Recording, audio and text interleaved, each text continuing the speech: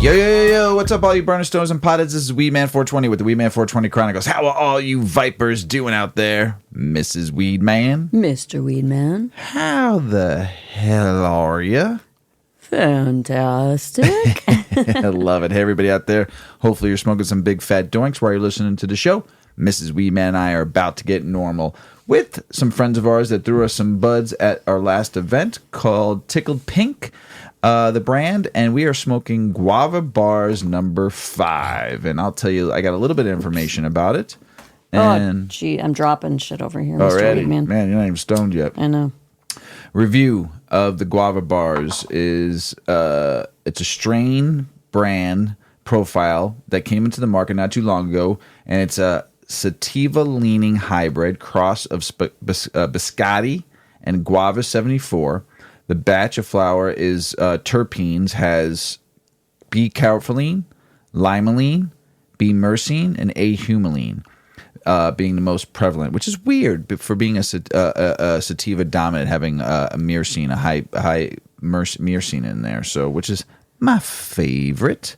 Guava Barz is fast-acting, inducing optimistic mood shift, while simultaneously relaxing muscles throughout the body and creating an overall sensation of floating. Energy levels remain steady and focus intact, making Guava Barz a solid choice for mental or physical work. There's some playfulness involved with Guava Barz, and even the rest of the effects have dissipated. You still feel a little giggly. Overall, Guava Barz paired a tropical forward flavor profile with a mentally positive, physically relaxed hybrid effect that could fit into any daytime. So I would like to thank Tickled Pink. There's their little logo over there. Thank you so much, Tickled Pink, for dropping us a great strain that we're looking forward to smoke. How is it, Mrs. Weedman? Oh, I'm choking on nothing. You're choking? I'm just choking on my own. And we got thrown some more of those wraps by Rapafire, so we want to thank them again for throwing us some wraps. We appreciate you out there. Give it a Thank try. you, Mrs. Weedman. We had a fun weekend. Our niece came into town that we haven't seen in 6 years. My brother, Bigfoot's daughter, and boy, is she very tall and very beautiful young lady. But she's taller than me. I'm not laughing at her. I'm laughing at you are like the king of nicknames. I am. What did you?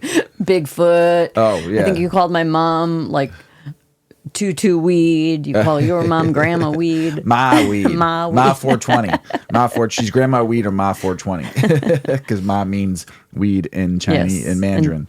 And so it was great to see her. She brought her boyfriend up. She just moved. Great. Yeah, and I have not seen her in 6 years. She stayed the weekend with her boyfriend, and what a delight to have her up here. And my brother and I were very big pot smokers, and she's not. But she bought us a gift.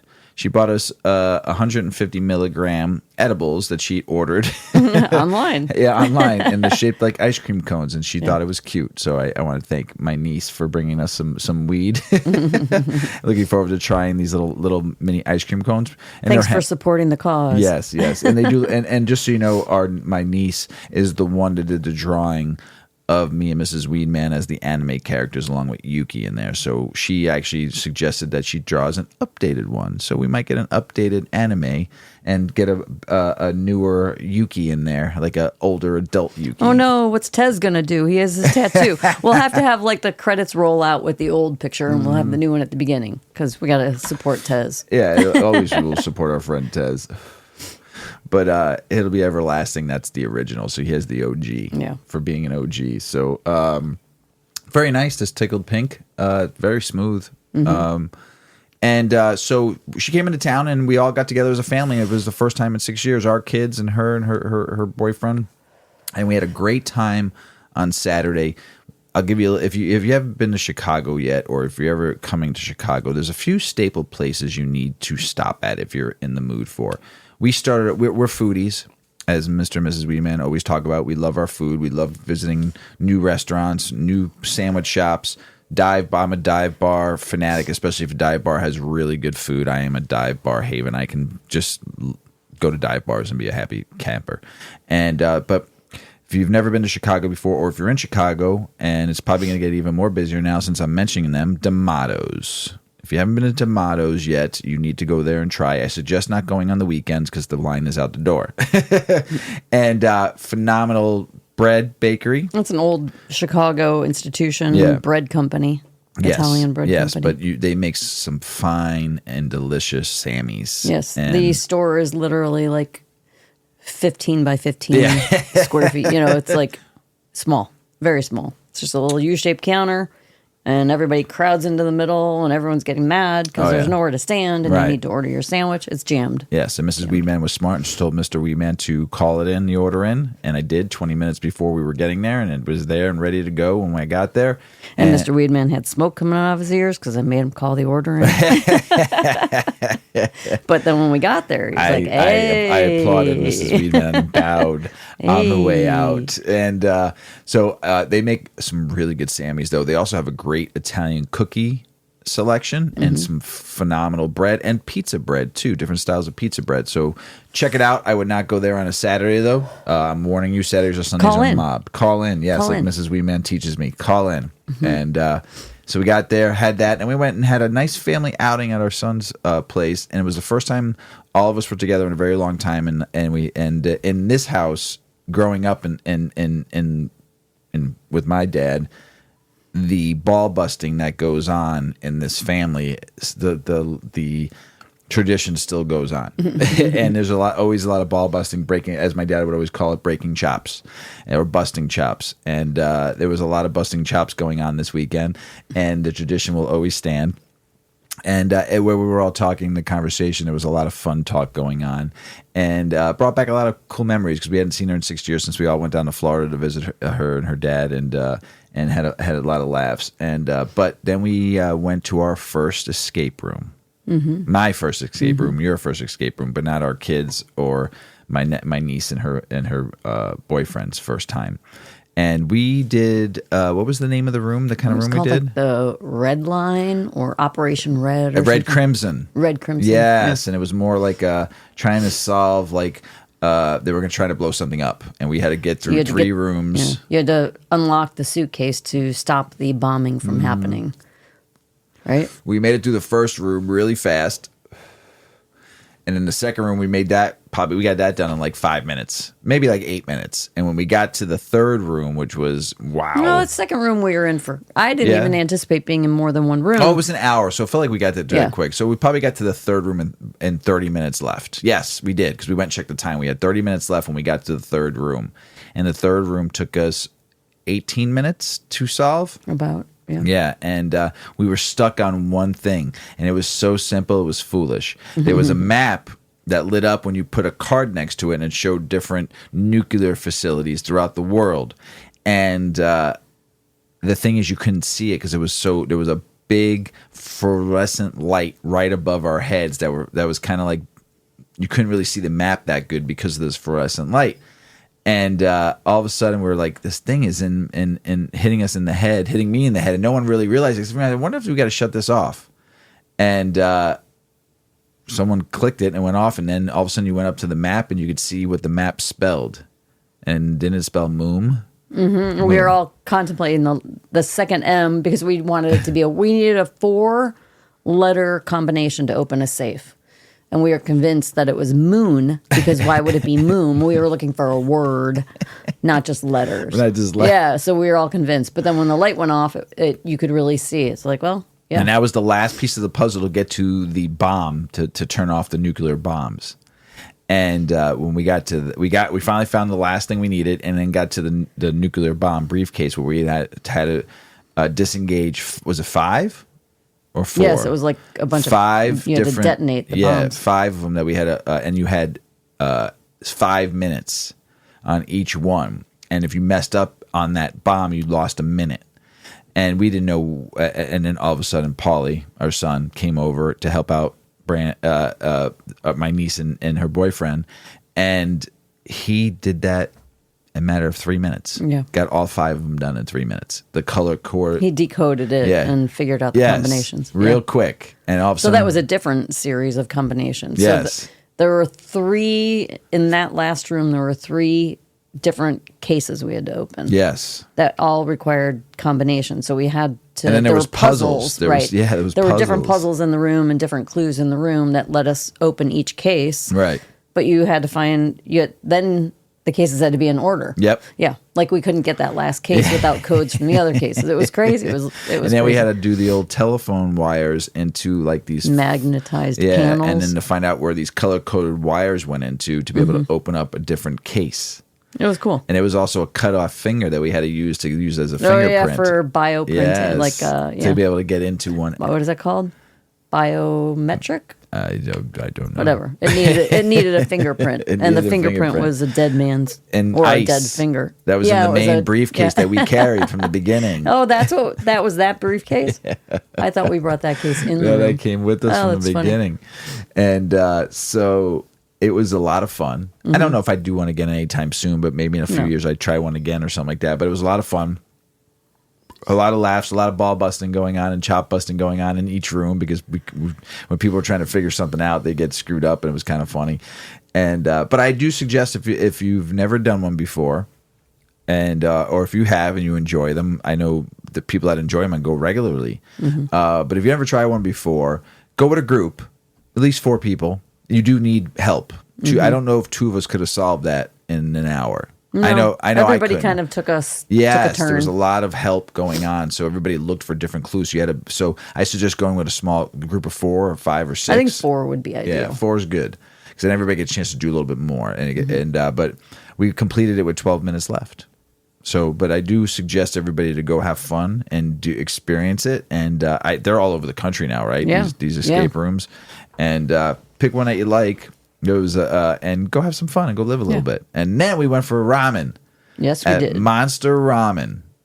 Oh boy, was that good! And I mean, I usually could finish ramen. I couldn't finish that bowl. That bowl was rich, monstrous. Yeah. We ate. What was it called? The monster. We got the monster. We got the monster.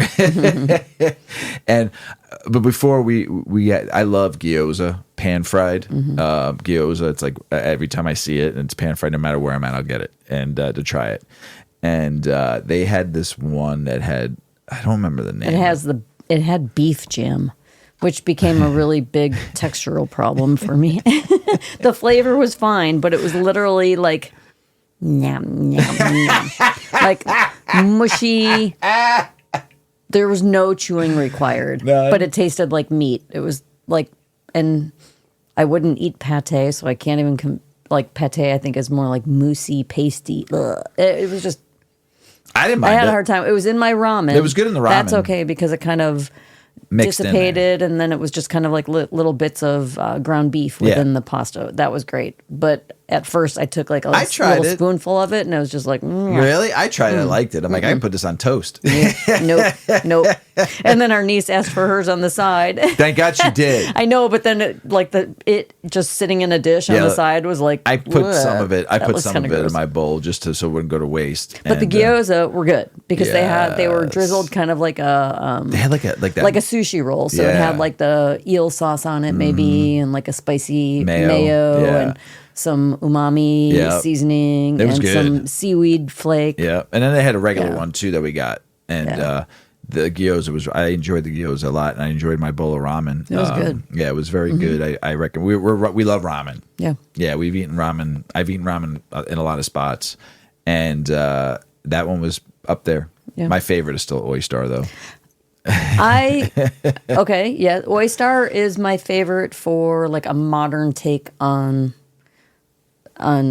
ramen, but at the same time being very, very traditional. Like their Right. broth couldn't be, it really couldn't be more they do it like by the book, but it is so rich. Oh. It is the thickest. Like you're bopping all the way if out the door. if we bring ours home for leftovers and put it in the pan the next day to warm it up, it's like bloop. Yeah, it just plops out. yeah, it's it's very like thick. it congeals. Yes. That is like some their heavy stock. Their pork Yeah. is Their just- pork belly is Oh my candy. God, to die Candy. for. But I like the simplicity of strings. So strings Yes, started Strings is good too. in Chinatown. The family has franchised. I don't know that other people own the franchise. Well, I mean, I guess that is franchising, right?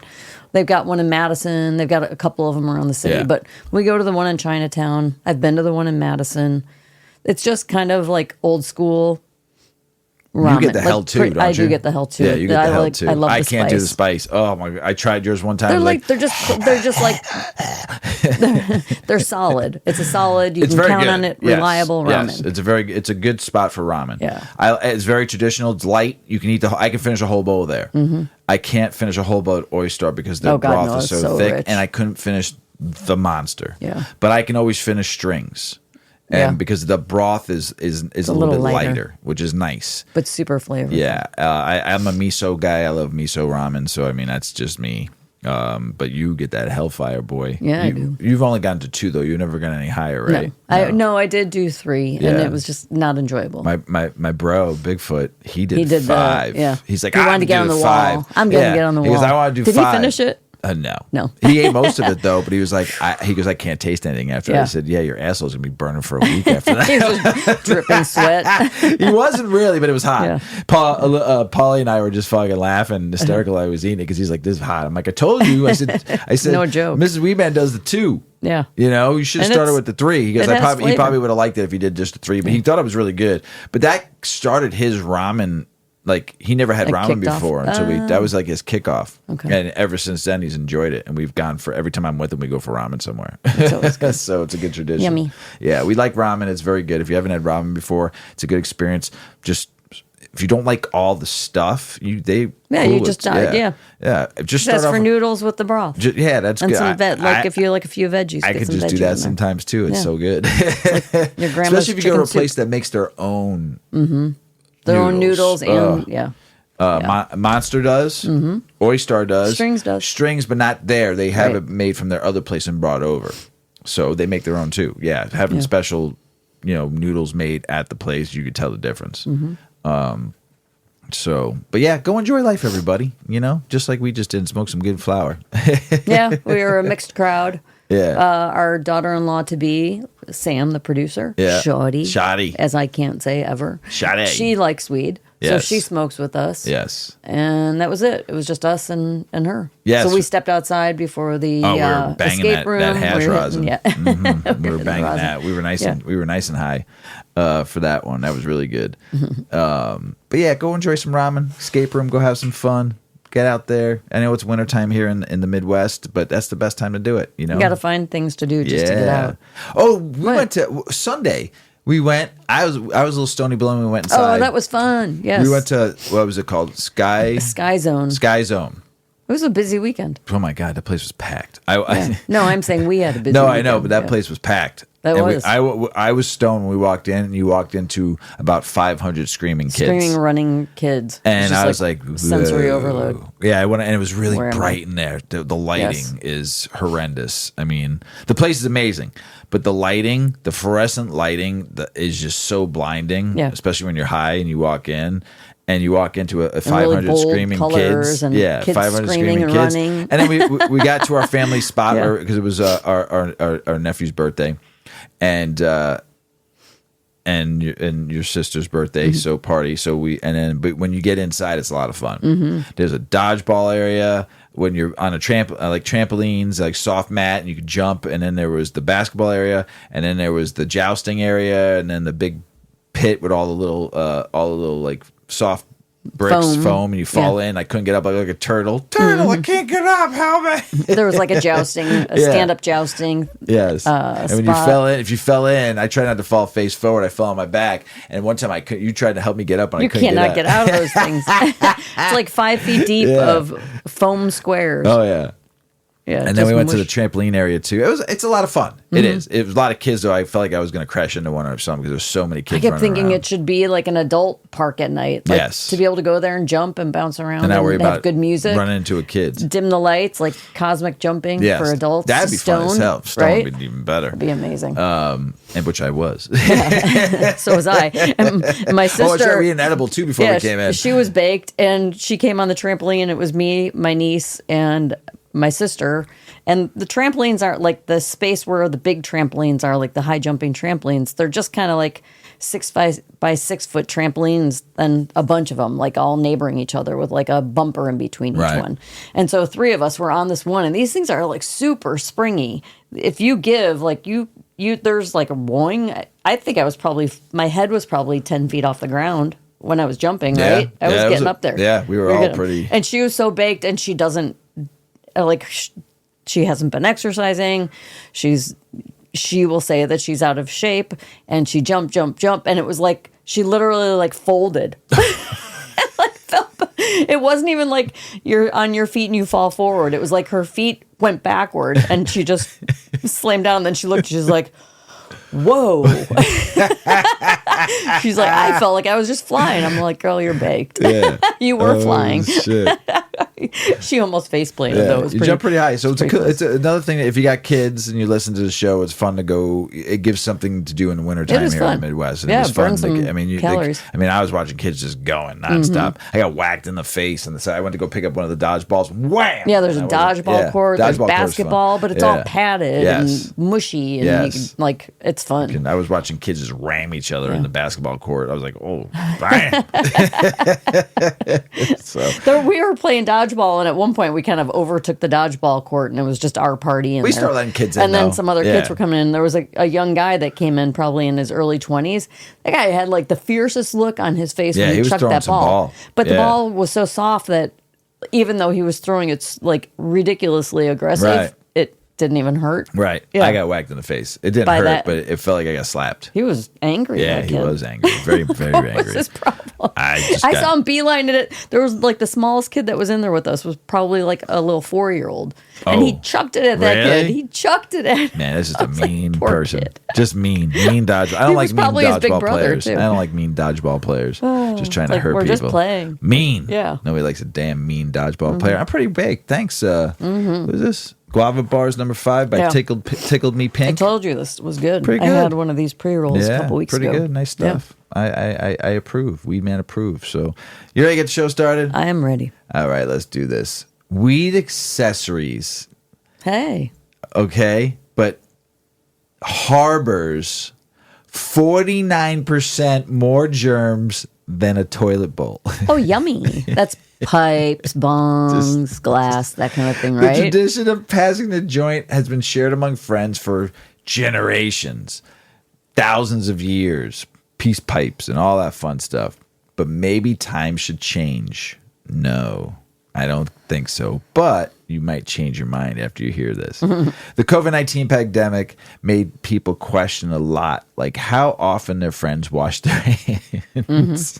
This becomes especially prevalent if someone is rolling a joint, passing the piece, or doing anything else that might make a person wonder about their personal hygiene choices. Turns out there is some reason to think about this. A company by Moose Labs that crafts products to reduce weed cess germs researched exactly how gross pieces can get. What they found is pretty disgusting. The company left a pipe on the table at 2 California consumption-friendly cannabis events and asked 100 people in each setting to sesh with this piece. The first 50 participants were giving a Moose Labs mouthpiece to smoke with, and the second half was not for A/B testing method. The pieces were swabbed at predetermined intervals and tested for bacteria. A baseline was set using randomized swabs from the other pipes, vapes, ATM keys, bathrooms, and more. The results surprised the research team as bacteria levels tested higher than they could have ever imagined. You sure you want to hear this? I don't know. It was difficult to find neutral objects in daily life that was contaminated as a cannabis pipe, which has on average almost 1.5 times more bacteria than a public toilet seat. The study, Suck that bomb. the study reads. Now I understand this is done by Moose Labs. They're but I don't know if they would really lie about this. They probably spent some money. Research says disinfect your pipe. The toilet seat was the most visceral result, but it is joined by a bounty of gross comparisons. The germs clocked in at 1,304% more bacteria than a dog bowl. Our dog, he's got a clean mouth. 530% more than the average phone screen. 92% more than a keypad. 90% more than a dumpster. Oh. That's bad. 62% more than a shopping cart handle. 49% more than a toilet seat. Why is it that we're willing to just pick up and suck on things that other people have? Why, when it comes to weed, we'll like just share a joint and a bowl and a bong with just about anybody? How it's many the culture, times do I have know. to tell you? It's the culture. I get how many it. times? No. There's angels in those wings. No, leaves. In the leaves, but you call them wings, no? That's why it doesn't kill us. It only makes us stronger. Why do we have to share it? You don't have to share it. But then you're a jerk. I mean, that's part of it. Like you. So wait, listen. On top of this, the study indicated that few people are cleaning or taking precautions before hitting pieces, even at big events after the pandemic. Yeah. Only about 5% of participants utilized to provide alcohol wipes before packing and hitting the pipe. Ooh. Their data also dictates that using a mouthpiece decreases the spread and the amount of bacteria by almost 6,000%. Wait a minute. They provided alcohol wipes, and only 5% of the people picked one up and wiped it. Yeah. They just walked up to some rando pipe and hit it. That's gross. Might as well lick a toilet seat. I mean, especially here's the crazy thing That's bizarre. When you go to if you go to like a big music festival, right? Like where they do this at. There's only porta johns there. Right. And there's not a lot of hand washing. No. Probably very nil. And then eating, licking fingers, scratching your head. And then all of a sudden you're smoking your bowl, and the guy next to you looks at you and you're like, "Hey, can I get a hit?" And you kind of feel like a jerk not sharing. Roll a joint. Smoke it. So would you puff pass knowing all this? I have. But you didn't know all this. You know it's always questionable. Right. Sometimes you're like, But we're tied to tradition and culture, right? Right. So that's why I don't know if I can ever stop. Because there's just like, it's a great thing to have a joint with people. Right. But when you're sharing glass, you can have some alcohol wipes. And if you just feel like you don't really want, just wipe around the rim. Right. You know, you don't have to wipe the whole thing, but at least wipe the rim if you're. I got to talk to Kirsten. Vape and prop, because I think there's something else she needs to design. Kirsten, we need to talk. Just food for thought, everybody. Science and health cannabis. Infused more suppositories, but not for the ass like in Alabama. No. Do you want to use the word? Vagina? It doesn't say vagina. It says vaginal. Right, I'm going to read this. You're butchering this title. A study shows that cannabis-infused vaginal suppositories help enhance sex for women recovering from gynecological cancers. Cannabis-infused vaginal suppositories seem to reduce sexual pain in women after treatment for gynecological cancer, according to a new study. Online exercises, meanwhile, help to improve sexual function, including arousal, lubrication, and orgasms. Combining the two, however, seems to offer patients the most benefit.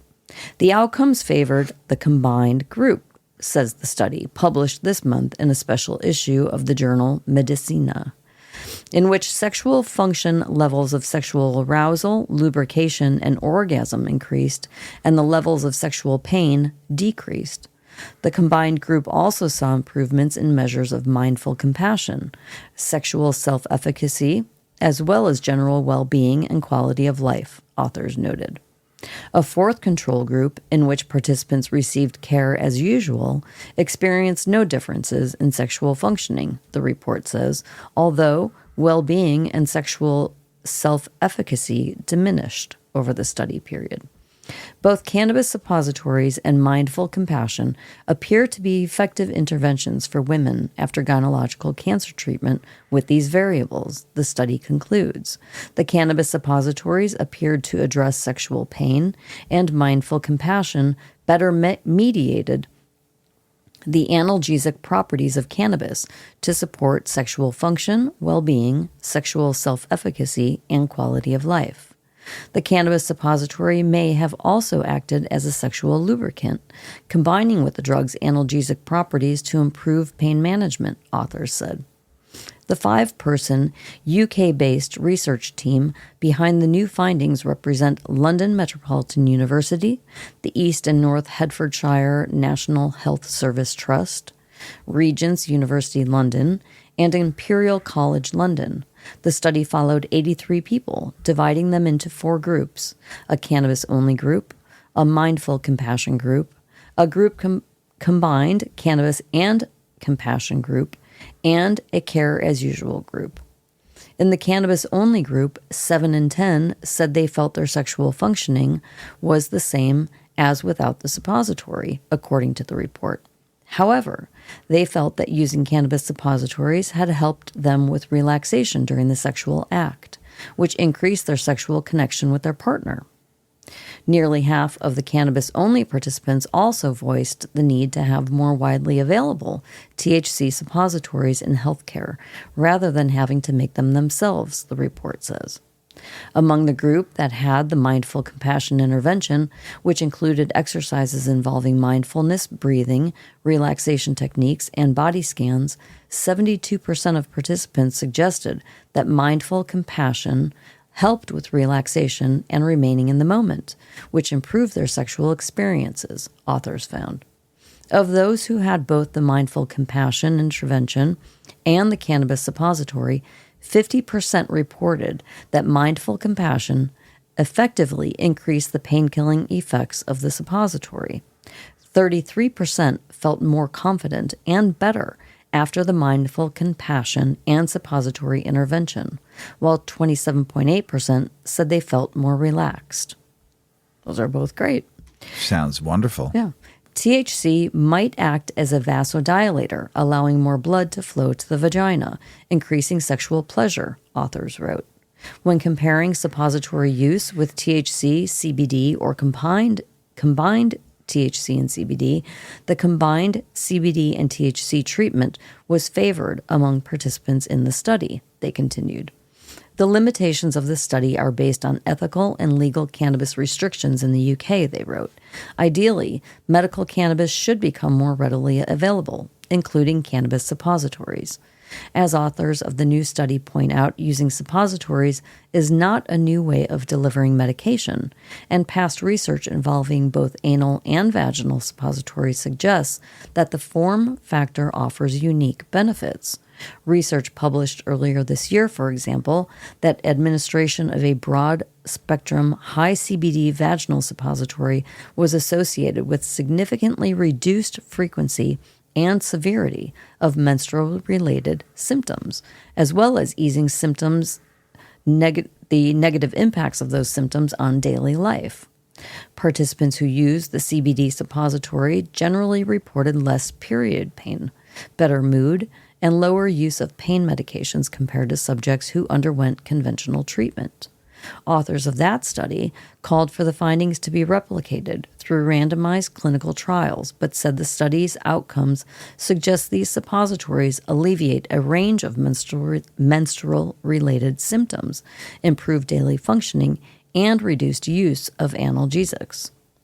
Most CBD participants reported at least moderate improvement of symptoms, authors wrote, with 73% reporting at least moderate improvement after 1 month and 81% reporting at least moderate improvement after 2 months. It's almost like, why would you not use it then? Right. Participants also reported more relief when using suppositories more often. Increased suppository use was significantly associated with greater reduction of symptoms, the report says, suggesting a potential dose-dependent response. Those findings came on the heels of separate research published in March concluding that CBD taken orally helped alleviate menstrual-related symptoms such as irritability, anxiety, stress, and other measures when compared to participants' baseline measures. Among other research into marijuana and sexual health, a study last year in the Journal of Cannabis Research found that more than 70% of surveyed adults said cannabis before sex increased desire and improved orgasms, while 62.5% said cannabis enhanced pleasure while masturbating.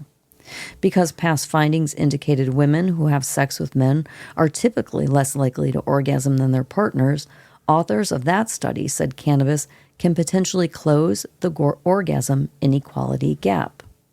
A 2020 study in the journal Sexual Medicine, it found that women who used cannabis more often had better sex.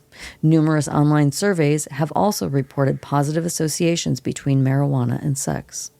Yet another study cautions that more marijuana doesn't necessarily mean better sex.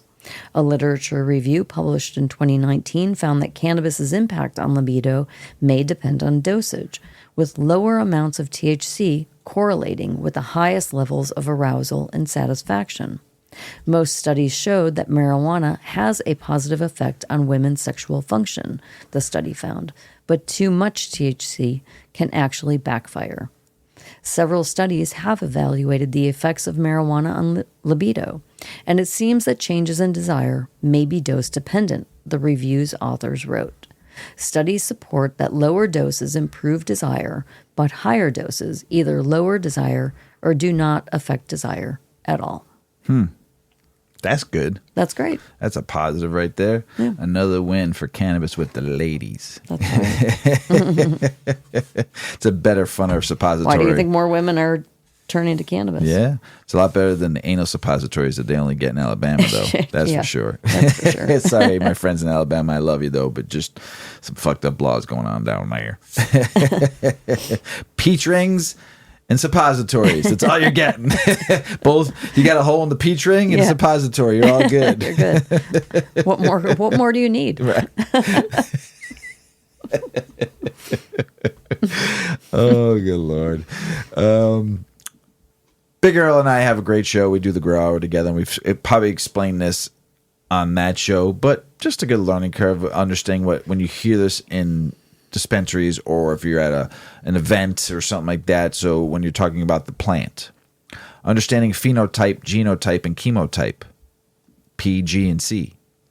What's the difference? We talk about plants, especially cannabis. We often hear the terms phenotype, genotype, and chemotype. These words may sound complicated, but they help us understand why plants look, smell, and feel different. Let's break them down in a way that's easy to understand. Genotype, the plant blueprint. Think of the genotype as the blueprint for the plant. Just like the blueprint shows how a building will be made, the genotype is a set of instructions that tells the plant how to grow. This blueprint comes from the plant's DNA, which it gets from its parents, just like us. Just like us. The genotype decides what possibilities the plant has, like how tall it could grow or what color leaves might be.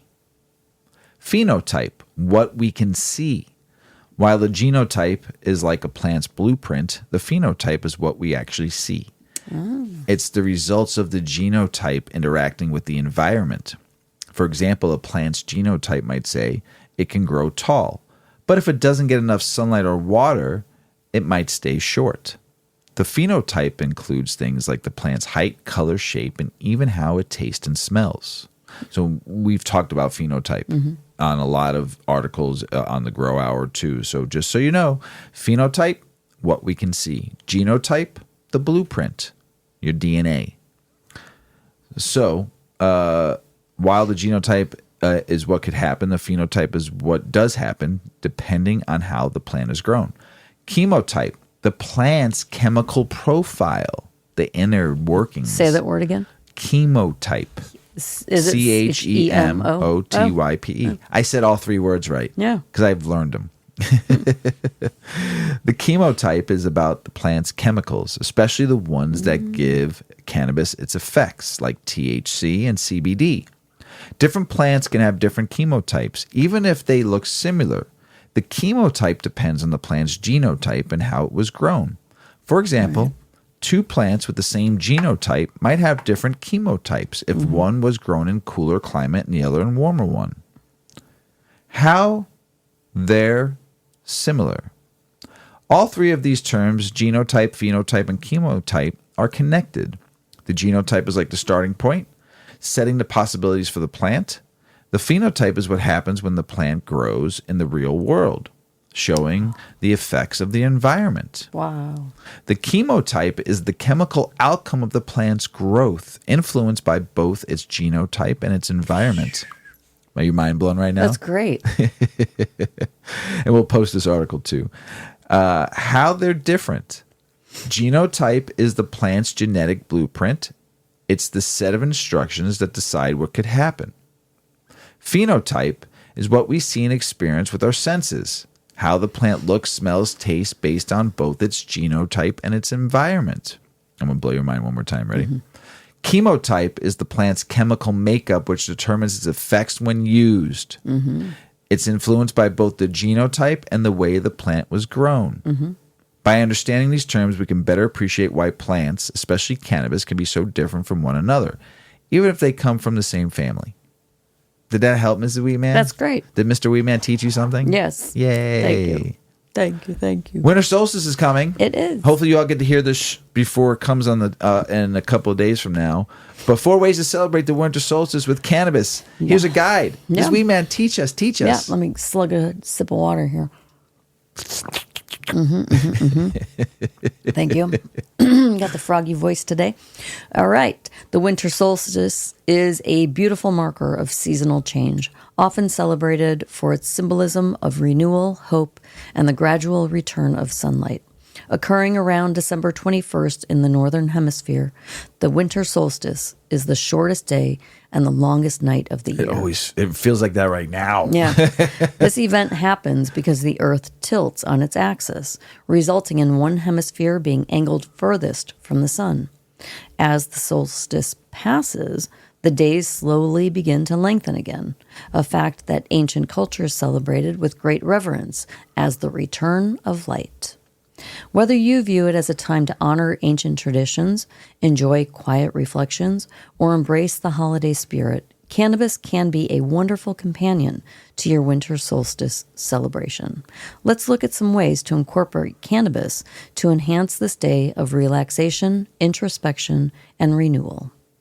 You can embrace the stillness. Winter solstice often inspires introspection, inviting us to slow down and turn inward. It's an ideal time for rest and reflection. A cozy, relaxing chemovar can help create a meditative environment to appreciate the stillness and take time for self-reflection. Look for flower high in myrcene and linalool. These terpenes can contribute to relaxation and may enhance a quiet evening of contemplation or journaling. Popular choices might include strains like apples and bananas, Granddaddy Purple, or Northern Lights. Love all three. Known for their calming effects. How about celebrating light? Although it's the shortest day, the winter solstice marks a turning point. As the earth tilts toward the sun, each day gradually brings a little more light. This shift represents growth, potential, and new beginnings, a beautiful time to set goals or intentions for the coming year. An uplifting sativa strain can enhance creativity, helping to spark fresh ideas or inspire new projects for the season ahead. Chemovars high in limonene or pinene, like Government Oasis or Jack Herrera or Lemon Haze, can bring a burst of energy and mental clarity, which makes them perfect companions for setting intentions.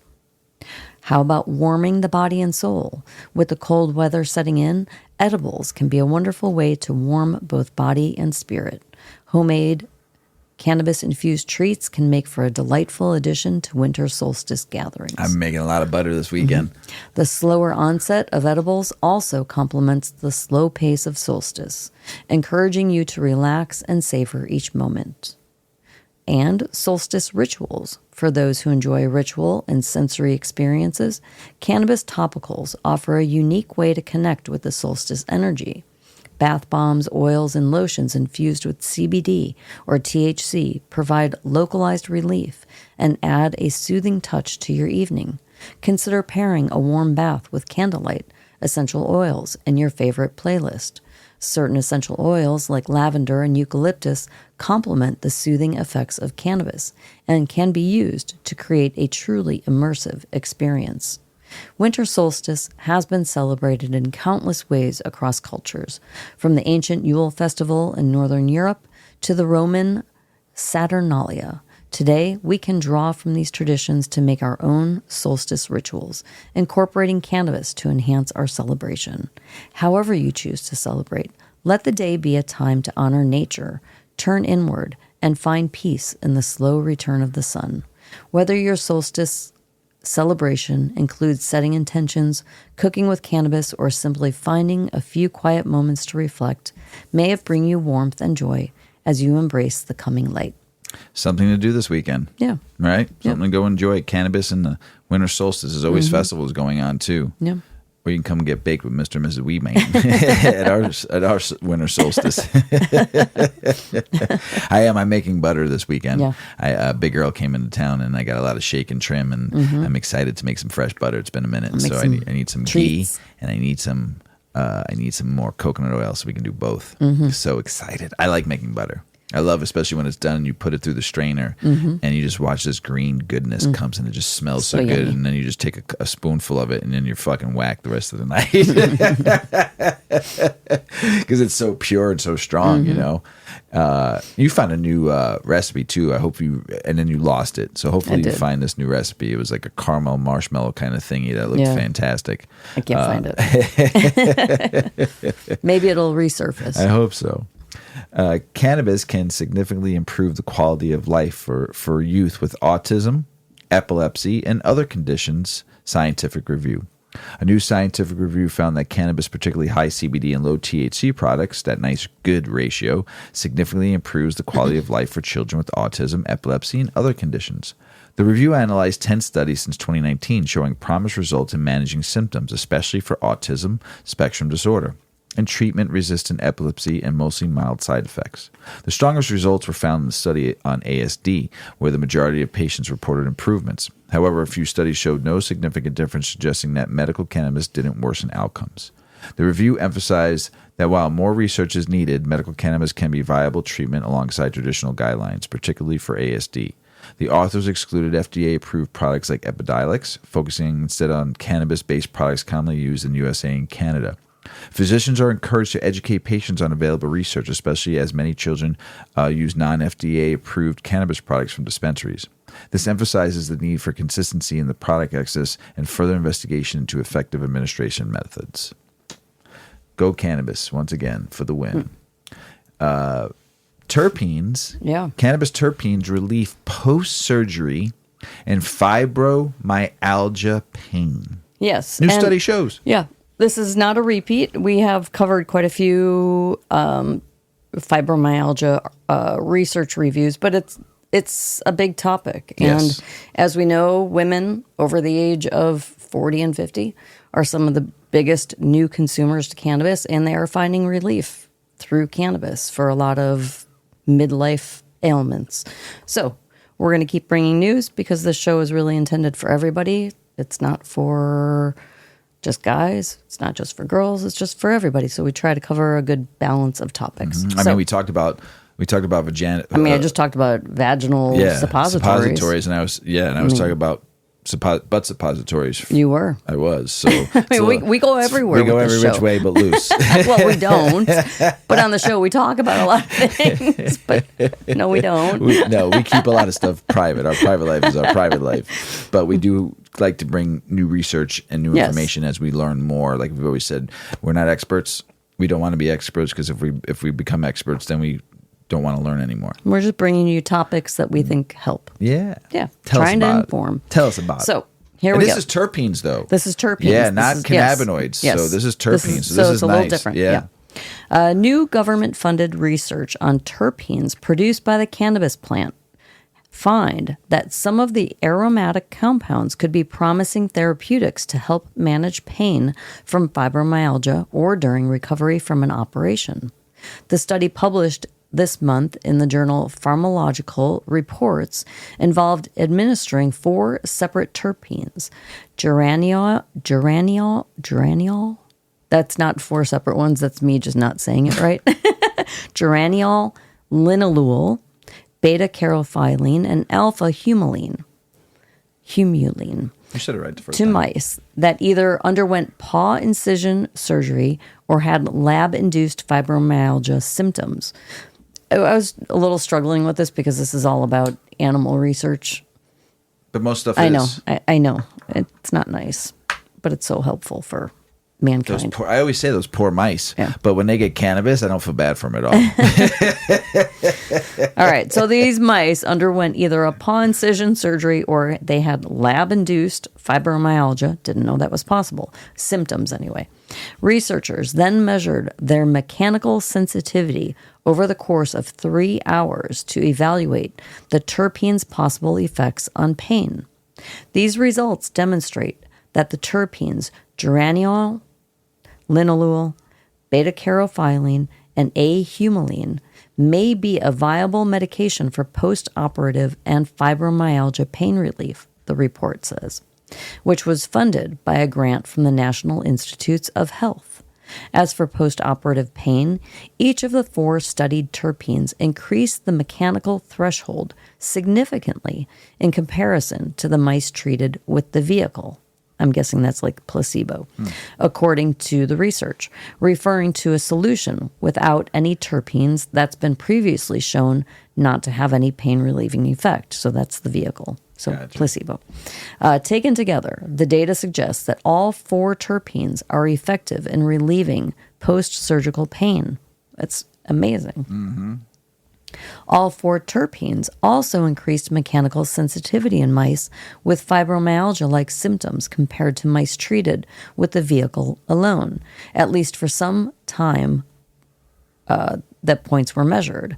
Differences in mice treated with geraniol and linalool were statistically significant, while sensitivity in the mice treated with the other 2 terpenes was elevated over vehicle, but not statistically significant, according to the report. These observations suggest that these 4 terpenes are also efficacious in a fibromyalgia pain model, it says. This further strengthens the case for the translational potential of cannabis and its individual components to determine if they could be effective in relieving post-operative and fibromyalgia pain in patients while causing more tolerable side effects than current standard medications for these ailments. The current study noted authors at the University of Arizona's Pharmacology Department and Center for Pain and Addiction is a continuation of their past research into the same 4 terpenes to treat other types of pain. Previously, we found the terpenes to be effective in relieving chemotherapy-induced peripheral neuropathy and inflammatory pain in mice, they wrote in the new report. Their efficacy in other pain models, such as post-operative and fibromyalgia pain, had not yet been defined. Through this work, authors continued, we found that these terpenes have significant anti-nociceptive effects, suggesting that terpenes could be potential novel therapeutics for all of these types of pain. The pain-relieving effect seems to be strongest for geraniol, then linalool, or A-humulene, the report says. The new study also built on past findings that adenosine A2A receptors, or the A2AR, are key mechanisms behind the apparent pain relief associated with terpene therapy, authors noted, writing. Their mechanism of activation via the A2AR furthers our knowledge of its importance in pain processing as a target of terpene drugs. Notably, the terpenes appeared to have no effect on the type of pain that researchers used as a control. Researchers said they saw a weak analgesic effect in an acute thermal pain model in their past work, and in the current study showed the terpenes have absolutely no efficacy in the acute nociceptive assay. Future work, they wrote, should use other pain modalities, such as thermal and non-evoked assays, such as burrowing or home cage monitoring, to fully demonstrate terpenes' efficacy in pathological but not acute nociceptive pain. So if you're wondering what nociceptive pain is, it's one of the two main types of physical pain. The other type of pain is called neuropathic pain. So I thought it was pain in the ass. yeah, it Oh, is. sorry. Well, it is because it's physical pain. Yeah. The pain that we feel when we get kicked in the shin or, yeah. Get kicked in the ass. So injuries that would give you this nociceptive pain would be bruises, burns, fractures, pain from an overused joint or joint damage, arthritis, that kind of a thing. Gotcha. Okay. John M. Stryker, a co-author of the paper and a University of Arizona professor, told Marijuana Moment that the terpene's apparent effect on some types of pain and not others is shaping up to be a major theme in our future work on terpenes as pain relievers. Not all of this is published yet, but the story we're building is that terpenes do not relieve acute pain in an uninjured state, Stryker explained. On the other hand, he continued, we've now shown that terpenes are effective in multiple types of pathological pain. All of these pain states involve something going awry with your body, like neuropathic sensitization and nerve damage, inflammation, and similar. What we think is happening is that the molecular target of the terpenes is strongly increased during this type of pathological pain, meaning the terpenes can easily act to block the pain, Stryker said in an email. We don't want to lose our normal pain sensation. It keeps us alive, the professor wrote. That's one reason why therapies like lidocaine aren't used to manage all your pain, because you lose sensation.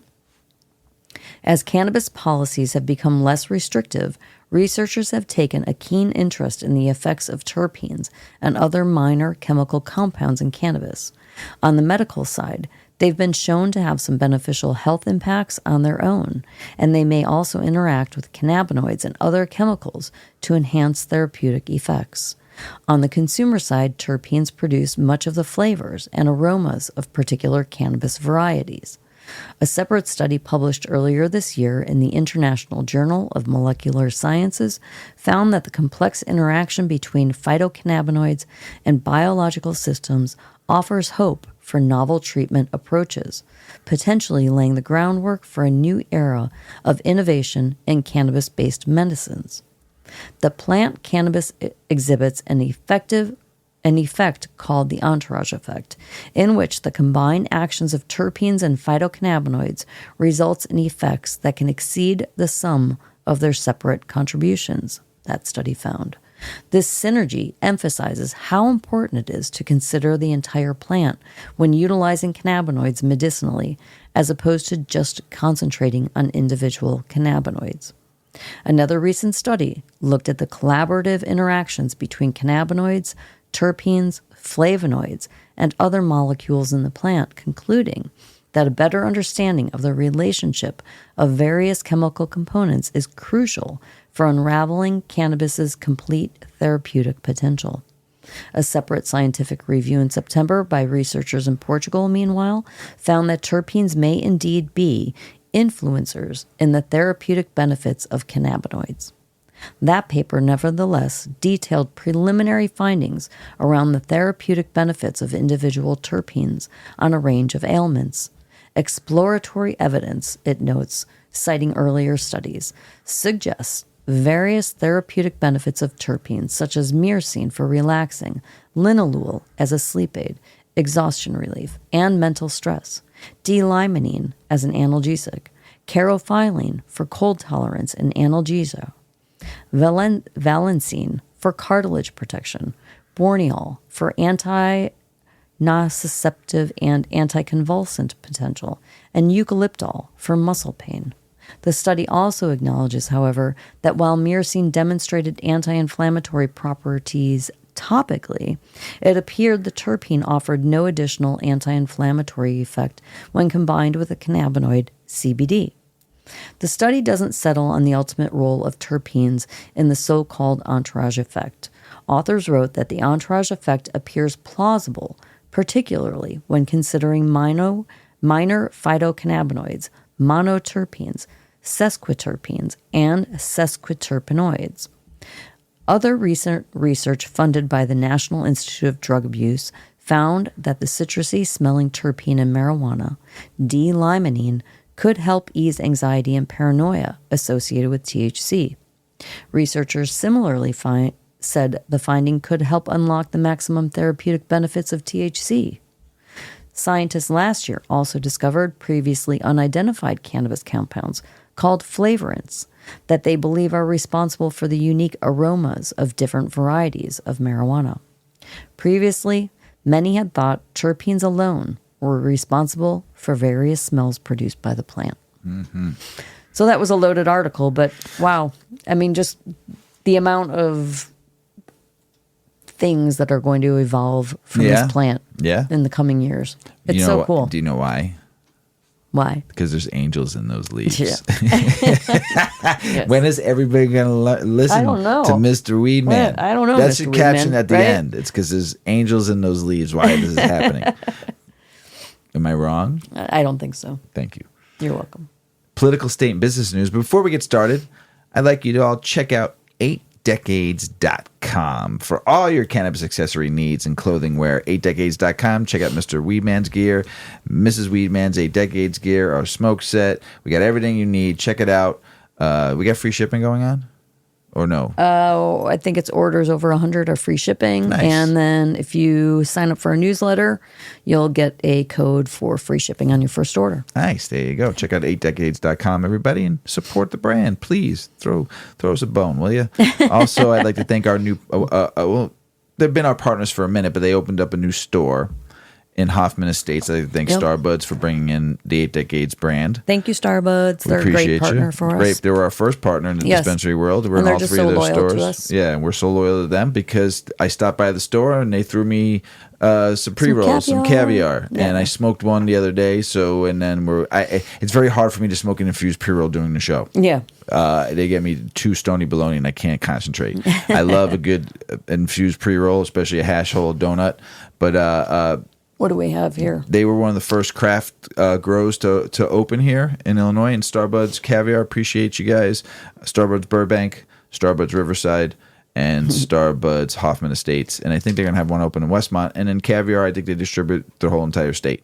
So, and then there are multiple states too. They are a multiple state operator and they are vertically integrated in a couple states too. So, thank you, Starbuds, for always taking good care of us. We love you. We appreciate the business you give us, and we make sure we support you. And we thank you so much for the support. For sure. And we got a little blue unicorn poop and some devil driver. Nice. Yummies. Yes. So, thank you, our friend Musa over at Starbuds, and the whole team there. We appreciate you and love you guys and gals. Thank you so much. Thank you. All right. Political, state, and business news. Pritzker calls for stronger hemp regulations in Illinois. Illinois Governor J.B. Pritzker is calling for stronger hemp regulations in the state as regulatory measures concerning hemp has stalled in the Illinois State House. The governor emphasizes the need for clearer rules around hemp production and sales, aiming to address concerns about unregulated overlap between hemp-derived products and cannabis. Pritzker pushes for reform, highlights issues with inconsistent THC levels in hemp products, potentially for creating safety and regulatory challenges in Illinois. Standards I believe in. I do. I believe there should be some standards, just like cannabis, hemp should have some hemp, regulations when it comes to products and COAs, and so all of them should be done, especially gas station products. Yes, we should legalize retail sales of cannabis. The landmark legislation of the 2021, which legalized adult use, was a bold step forward in Virginia. Unlicensed dealers are selling billions in untested cannabis, often to minors. The author highlights the public safety risks for these unregulated products, especially in Southwest Virginia, where illegal dispensaries are proliferating. A well-regulated retail market would ensure product safety, accurate labeling, and proper taxation, benefiting local businesses rather than large corporations. The author criticizes the current regulatory gaps under Governor Youngkin's administration. They went legal a while ago, fully rec, but there's nowhere you can buy weed. So you have shops. I'm not calling them illegal shops. I'm just calling them cool cannabis bodegas because there's nowhere you can buy weed unless you're going to the black market or the traditional market, which these shops are. So Governor, he didn't want to allow any recreational dispensaries. There's med, but there's no recreational. And so there's nowhere for people to get their weed. So give those shops that are already open a license. So you make some tax revenue off of it. And these people have good businesses. What's wrong with you, Governor? Man. Maryland adult use cannabis sales expected to yield over $100 million in tax revenue in 2025. Damn, little old Maryland just killing it. That governor did it right there, though. I do have to admit, everything I've read and everything I've talked about it, Maryland has done it so far from what I've seen and what I read. Is it time to worry about the 2024, or is it 2024 Farm Bill? The 2024 Farm Bill introduced by the Senate Agriculture Chairwoman Debbie Stambo presents significant concerns for the hemp industry, particularly regarding the redefinition of hemp and restrictions of cannabinoids like Delta-8 THC. The Mary Miller Amendment in the House version poses even greater risk, potentially banning products with any THC, threatening the 90-95% of hemp businesses we know. Hold on. While immediate legislative action is unlikely due to political shifts, industry leaders urge vigilance as these bills could resurface in 2025. Efforts will focus on promoting regulation rather than prohibition. Now, I'm going to say something here. More and more corporate cannabis companies are getting into hemp or already in hemp and have been and like it more. We were talking about this last night. You can cross straight lines. You could sell basically to anybody. It is not very regulated. There's very low taxes on it. And for some companies, it can help their dispensaries thrive until the market catches up with the cost, right? Yep. And so they can crank out CBD products under their same Not brand. Not even just CBD. Delta-9. Yeah, Delta-9. And all the cannabinoids. Right. Just like you're getting in a regular dispensary. Mm-hmm. Now you can go to anywhere across the country and get it in a head shop or get it in a grocery store or get it. There's major companies involved in hemp now. Oh, yeah. Beer companies. Budweiser just signed a deal for 4 or 6 distributorships to distribute hemp products. Budweiser's doing it. They're not scared of hemp. Well, and they already have the avenues of distribution in place. Right. So and it they're just makes distributing sense. across liquor stores with the hemp beverages. I mean, it's a big deal. It's a $28 billion industry. Cannabis is and recreational is a $33 billion industry. They're neck and neck, and that's why the corporate cannabis. But then they're all getting in it. Mm-hmm. So we need the Farm Bill to pass, and we know in 2018 when Trump was the one and the Congress and the senators, they passed the 2018 Farm Bill. Yes, there wasn't a lot of regulation. It was only supposed to be CBD, but anything with 0.3% THC. Percent, not milligram percentage, and THCA's in there. Just let it go. This plant is made for everybody to make money.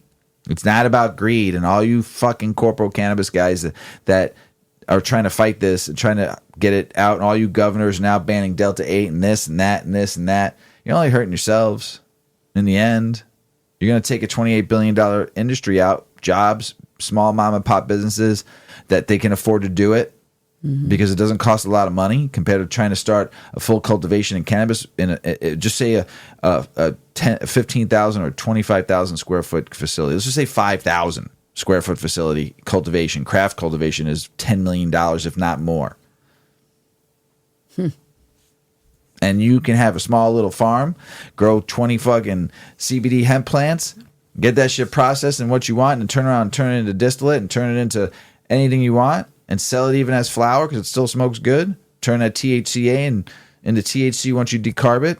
Man, there's a lot of opportunity for people out there, man. Don't fuck this up. Mm-hmm.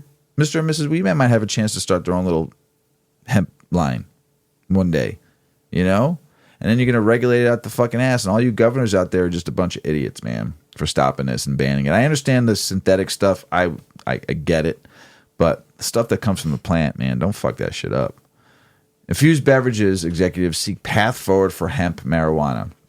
Executives from hemp and cannabis-infused beverages industries are strategizing for the future as federal marijuana rescheduling and the 2024 Farm Bill approach. Key concerns include regulatory differences between hemp and marijuana, with many businesses favoring hemp for lower cost and fewer barriers. Some, like Cheech and Chong's Global Holdings Company, anticipate nationwide cannabis shipping, while others, such as Cantrip and Fable, are committed to hemp due to high production cost in marijuana markets, like I was just talking about. The industry is seeking regulatory clarity to balance both hemp and marijuana markets. Balance both. Work together. Come here. I've talked about this on the show before. If you destroy the hemp industry, legal cannabis market here across the country, where are you going to get all of your minor cannabinoids that you use in all your stuff? You're not growing that. Are you going to fucking get it over from China and have it brought here and not know what's in it? It's going to be all synthetic. You fools. You need the hemp industry. You need us, all of us, to make those minor cannabinoids for your products that you're selling. And also you need them to make your now hemp businesses that you're all starting across the country and the world, because you could ship some to countries now. They're shipping stuff over to other countries from here. Because there's countries that legalize hemp. So we can import and export. Yeah. Now. Fools.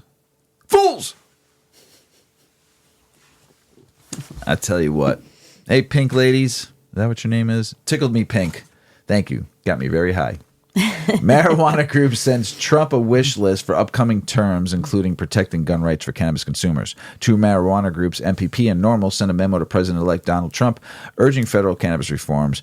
They call the ending federal marijuana criminalization and protecting gun rights for cannabis consumers, expanding banking access, and supporting clemency for those convicted of cannabis-related offenses. The group also wants to remove cannabis as disqualifying factors for federal jobs and housing. Their memo outlines key actions Trump could take, emphasizing federal reforms that align state-level cannabis policies. More medical cannabis dispensaries anticipate licensures in next lottery. Kentucky has completed its first round of medical cannabis dispensary license drawings with 36 businesses named so far. The final drawings for regions around Lexington and Louisville will occur soon. Dispensaries will sell medical marijuana to patients with serious conditions. Each dispensary will have strict standards, tracking system for patients' care, and pharmacy-like experiences patients can purchase from licensed dispensaries in the state. A full list of dispensaries will be available online when sales begin. State Senator Marica Coleman, Alabama Medical Cannabis Commission, must stop wasting taxpayers' money and give them their suppositories and their peach rings. Alabama State Senator Marica Coleman criticized the Alabama Medical Cannabis Commission for wasting nearly $8 million in taxpayer money while failing to provide medical cannabis access to patients. The AMCC, tasked with implementing the state's medical cannabis program, has been bogged down in legal challenges and mismanagement. Coleman urged the commission to follow the law, stop costly lawsuits, and focus on delivering medical cannabis. There was another state that was getting a bunch of lawsuits, and they just opened up anyway and just handled the lawsuits while stores were opening up. That's what you just need to do, Alabama. It's time. Senator Majority Chuck Schumer pushed to attach a marijuana banking legislation to government funding bill, openly and solely blocked by Senate Minority Leader Mitch McConnell. Of course, because both of you jagoffs need to just get the hell out. And House Speaker Mike Johnson, Republican, Louisiana senator, source familiar with the negotiations. Just brutal. It's just sure, Schumer, just keep on just telling us you're going to do it. You know it's not going to pass. I'm going to do it. And it doesn't happen. You've been saying that for 8 years. They all need to retire. They shouldn't be over 65 and be in government. You're just way outdated and you're outdated. Just beat it. It's time for all you to retire. 65 and older, time to go. 69 tops, I would say. And after that, time to hit the road, Jack, and don't you come back no more, no more, no more, no more, right? That's what I say. November sets historic sales records for Missouri's marijuana market. Missouri's marijuana industry reached a historic milestone in November, achieving all-time high in both total monthly sales and daily average sales. November marijuana sales totaled at $128 million, surpassing the previous month record and making a 3.91% increase from October's $123.25 million. The daily average sales also reached a new peak of $4.27 million daily, reflecting unprecedented consumer engagement. Dang. Minnesota recreational cannabis licenses to be delayed for months. Just like Alabama. Minnesota's Office of Cannabis Management has delayed the insurance of recreational cannabis licenses. Cannabis mismanagement? Yes. Yes. Cannabis licenses due to legal challenges pushing the lottery processes to May or June now. We're supposed to open like this year, like 2025. Supposed to get, the OCM will now implement a standard licensing process for both social equity and general applications.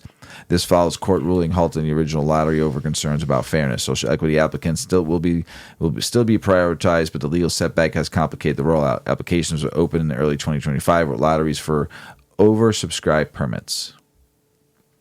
Nearly 2 in 3 voters in rural Wisconsin support legalizing marijuana. New poll from conservative group shows. Broadly speaking, rural voters in the state have a desire for less government, more economic opportunity, and freedom to pursue the life they seek. Damn, Wisconsin. That's why we always like going there. The report concludes, adding, perhaps contrary to what we may stereotypically think, it means rural voters were open to legalizing cannabis and want the freedom to make personal decisions, even on issues like abortion. I like Wisconsin. Mm-hmm. We've always liked Wisconsin. Mm-hmm. 51 truckloads of marijuana seized during bust in San Bernardino County. Inside, they found more than 3,000 trash bags stacked roughly 12 feet. I saw the picture. 12 feet high. All of which were stuffed with marijuana. That's a lot. That's a lot. The deputies said each bag weighed 30 to 50 pounds. Dang. 3,000 of them. In all, the roughly 90,000 pounds. That was ballsy. Were worth more than $100 million. Which means they knew it was like a 50-50 chance that they could lose that whole thing. Somebody got stupid on the wheel. 100%. But they knew they must have more inventory than that. They must be a big enough operation that they were willing to put all of that in one truck. That's 100 milli. They were willing to risk it on one run. Not just 1 milli. I know. You hear what I'm saying? 100 milli. I know. But they must have that much and then some. Would you put your whole operation on one truck? I've been known to throw my balls in the drum set every once in a while. I mean, maybe if it was just like a balls to the wall, like, fuck it. This is it. They want it, they're getting it. They're not getting it. It's fucking going. Now there's nothing. 90,000 like, why wouldn't pounds. you just put it in 2 trucks? I don't know, 4 trucks? 6. Something. They threw their balls on the drum kit. With some fake inventory at the back or something? I don't know. Come on, get smart, it guys. It was one big long truck with just trash bags. It was. I got to show you. I'll show you the photo. Why'd they do that? Oh, no. Cannabis shopping loses its buzz. Starts looking like regular retail. Yay. A recent analysis of over 61 million transactions from 1,700 dispensaries reveals that cannabis consumers are increasingly treating dispensary visits as routine shopping experience, similar to grocery shopping. The shift indicates a move away from the initial novelty of cannabis retail. Key findings from the analytics including spending patterns. Consumers in new markets less than 5 years since legalization tend to spend more per visit, over $100, but purchase fewer items. In contrast, shoppers in mature markets like Colorado exhibit buying behaviors akin to traditional retail, such as stocking up during sales and returning to familiar brands. Demographics. Individuals aged 25 to 44 account for nearly 60% of transactions, while those 55 and older spend more per visit, $89.15 versus $62.08 for the ages of 18 to 24. This suggests that younger consumers may visit dispensaries more frequently, while older consumers tend to make less frequent but larger purchases. Shopping habits. Fridays and Saturdays account for 37% of all sales. I've been saying that forever. Yeah. Run your sales on the weekends. I know you try to get people in on the weekdays, but 37% of all sales are done on Fridays and Saturdays. Because it's like going to the liquor store. Right. Or Groceries. going to grocery stores and going Friday to pick up your stuff for the weekend. Yeah. You know? I mean, that's, like I said, saying it's like treating it as like going to the grocery store. Brand loyalty, though. Certain brands are consistently favored. There's leading brands out there. I'm not going to mention them. There's flower products, edibles, concentrates. There's certain brands that are across the country that are just leading the way in those products, and they're big companies. You know, this trend reflects the normalization of cannabis consumption and its integration into regular consumers' behavior. That was neat when I read that. It was a whole nice integration. Thank you. I thought it was a very interesting those statistics and those numbers they pulled. And we've talked about some of this on some prior episodes, but that was really good. Especially what got me was Fridays and Saturdays account for 37% of all sales. Yeah. Yep. And just the normalization of it. Yes. Yeah. That's cool. Michigan disciplines 30 cannabis business for alleged violations in November. Oof. What what was the state regulators took disciplinary actions against 30 cannabises in November. The Michigan Cannabis Regulatory Agency announced on Thursday the complaints ranged from selling recalled products to failing to divulge the THC content on pre-rolls. South Carolina senators filed bills to legalize medical marijuana in 2025 as an alternative to opioids for patients with pain. South Carolina Senator Tom Davis has pre-filed a bill to legalize medical marijuana in 2025, aiming to provide an alternative to opioids for patients in pain. The bill, S53, would create a highly regulated medical marijuana system requiring doctor recommendations and pharmacist-dispensed cannabis at licensed pharmacies. That sucks. Wow. That doesn't give somebody enough, unless you start a pharmacy. But if the pharmacy is getting the cannabis from the cultivation, it could be the same weed that you get in a dispensary, but you can get it from your pharmacy, so it runs through your insurance. Yeah, but they're not saying you can get it from a dispensary there. It's only going to go from the cultivator to the pharmacies. There's not going to be any dispensaries in South Carolina. Oh, that's the only way. Right. That's dumb. That's what this bill is saying. Yeah. It covers conditions like cancer, PTSD, and chronic disease where opioids are commonly prescribed. The bill is similar to a previous proposal passed by the Senate in 2024 but stalled in the House. Public support for medical marijuana in South Carolina is overwhelmingly bipartisan. Put it on the ballot. Let the fucking public decide. Cannabis regulators hike special fee for 2025. On December 12, 2024, the New Jersey Cannabis Regulatory Commission approved an increase in social equity excise fees to $2.50 per ounce of cannabis, up from $1.24. This fee, effectively January 1st, 2025, is levied on cannabis cultivators and fund programs aimed at supporting communities affected by cannabis criminalization. Additionally, the New Jersey CRC announced the opening of applications for cannabis consumption lounges in Jersey, the place I was born. Man, that's great. Cannabis consumption lounges. We can't even get any here in Illinois. Chicago is 3. Unless you have a dispensary. Right, and there's one that's not in Steger. Right. January 2nd, 2025, applications open for social equity designated retail businesses. April 2nd, 2025, applications open for micro businesses and diversely owned dispensaries. July 2nd, 2025, applications open for all other Class 5 retail operators. These consumption areas aim to provide safe spaces for cannabis consumption. Right. Wow. Why didn't Illinois think of that years ago? Right? Especially for individuals unable to consume at home. The NJCRC also approved application fees for consumption areas, microbusinesses, $1,000, standard businesses, $5,000 for these fees support the regulatory framework for cannabis consumption areas in New Jersey. I'd pay $1,000 for a standard business to open a consumption lounge. I'd pay. Hell yeah, I would do that. You know. Yeah. Massachusetts recreational marijuana sales hit $7 billion milestone since launch. Massachusetts adult marijuana sales have officially exceeded $7 billion since the state's legal market launch in 2018. Regulators announced, and $1 billion of that total came from in just 7 months, marketing a state record. Crazy. Nebraska Supreme Court may overturn election results legalizing medical cannabis. This is a hot topic right now for me, and I think everybody in Nebraska. Nebraska Supreme Court is considered overturning the results of a recent election that legalized medical marijuana. The challenge revolves around the claims of procedural issues of legal irregularities. Sorry, I'm stoned and cottonmouth.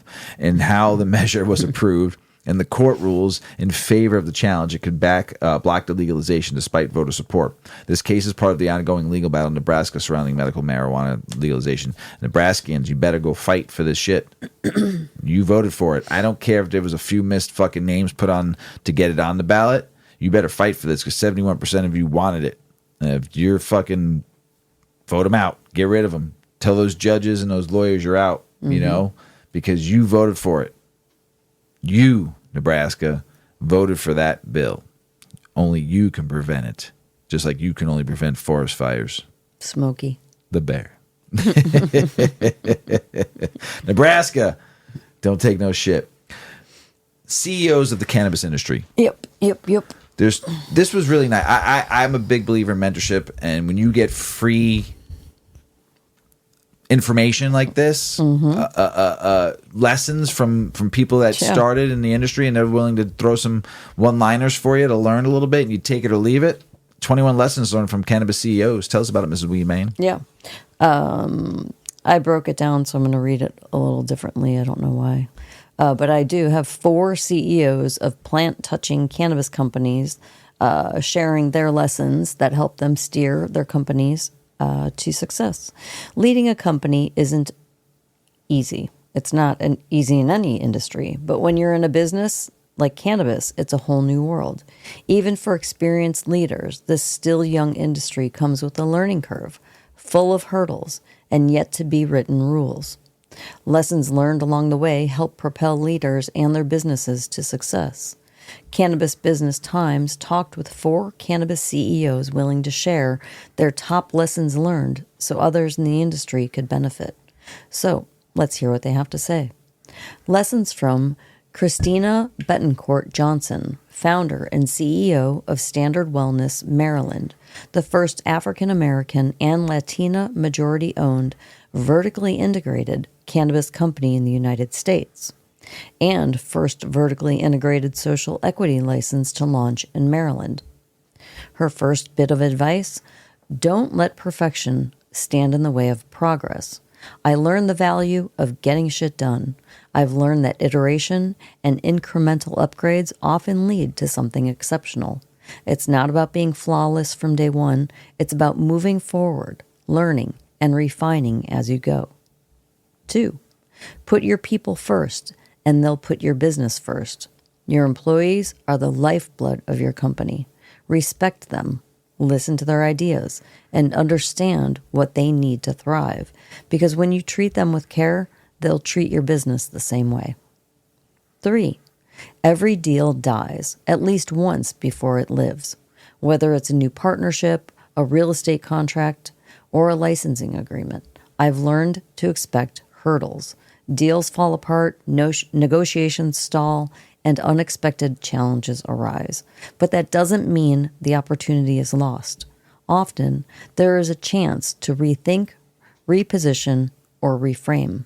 The lesson: don't give up too easily. Stay persistent, flexible, and creative. And 4, trust yourself, but stay humble enough to learn from others. As a CEO, you're often the final decision maker, even in areas where you're not the subject matter expert. The key is striking a balance between trusting your instincts and relying on the expertise of others. Humility allows you to recognize what you don't know and seek input from your team or external advisors.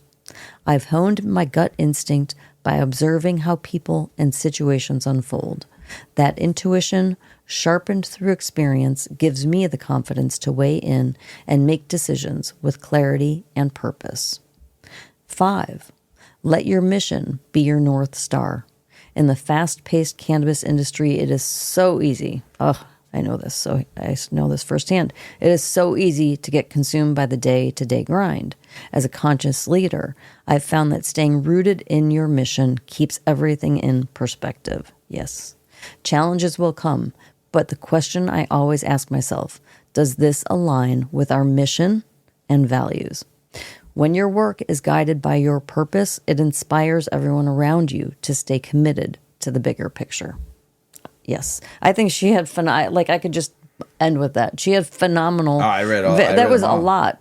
She gave some big stuff there. Yeah, it was all 5 of hers. And I'm glad she was first. Yeah. Because it was so good. Yeah. So Will Bowden, founder and CEO of Grasshopper Farms, a local-centric, grower-driven cannabis cultivator and manufacturer. Described by Bowden as a decentralized MSO, the company operates in Michigan, Colorado, and New Jersey. 1, his first bit of advice: embrace 2025 and build a strong foundation for success. This year invites companies to sharpen their internal processes and carefully evaluate the external partnerships they forge. With determination and a clear vision, 2025 can be a landmark year for businesses ready to seize the moment and create lasting value. 2, lead with discipline, clarity, and intention. It's time for discipline, defining not only what we'll pursue, but also what we will consciously choose to set aside. This clarity can empower businesses to focus their energy, ensuring they operate at peak efficiency and deliver exceptional results. With a plethora of suppliers, partners, and services vying for attention, it is easy for meetings to consume valuable time. Strategic scheduling and intentional decision-making in this area can protect resources and ensure that efforts remain aligned with core business goals. That is great.